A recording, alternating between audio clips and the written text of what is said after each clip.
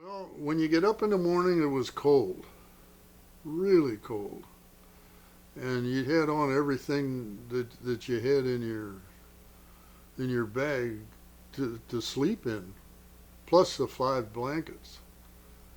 And but and usually the wind had died down. There was very little wind at night. It was very calm at night. So when you got up in the morning, it was nice and calm, but it was cold.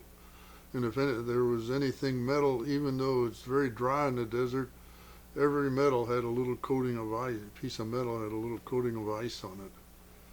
And but then you'd get dressed, and if you felt up to it in that cold, you'd uh, you'd shave. But few of us shaved at that time of day. And if you wanted to shave, you had to heat some water, which meant that you stirred up the sand, poured a little gasoline in it, and threw a match at it, and then you had a little fire, and you could heat up a little water, and then you'd have some water to shave with and to wash up with. But it was very primitive living. But then by noontime, the wind would have built up, because the wind was by then blowing toward the Mediterranean Ocean, and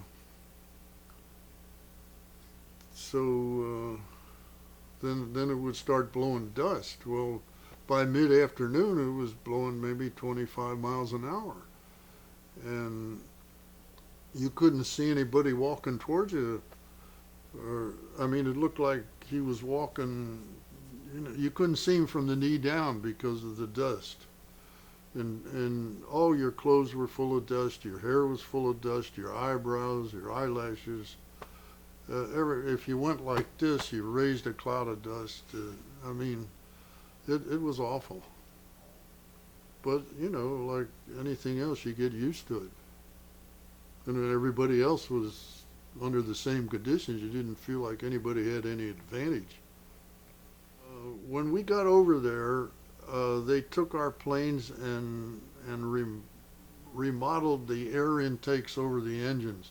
The air intakes over the engines on our regular plane are about that size. These things that they put on were about that size. So, and we made every effort we could not to taxi behind somebody else that was blowing dust. And like I said, we took off 12 planes abreast, crosswind, so that dust would blow away.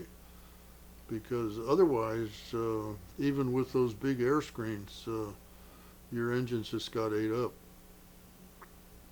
or get eaten up, I should say. And did anyone have to ditch their planes that you know of due to the sand or due to the dust? Well, they did on one mission where they flew to Crete, and we took off in a sandstorm, and because of that, the engines were damaged already, and to Crete and back was a long flight, and many of them didn't make it back. One guy out of 36 got back to our base. All the rest of them were scattered all over. Some of them that did make it back to shore, they were scattered on beaches and landed wherever they could. And a number of them actually went into the water, but they were picked up. But that was not a good mission, but because of them insisting that we go ahead and take off in that sandstorm, uh, that's what happened. It never happened again.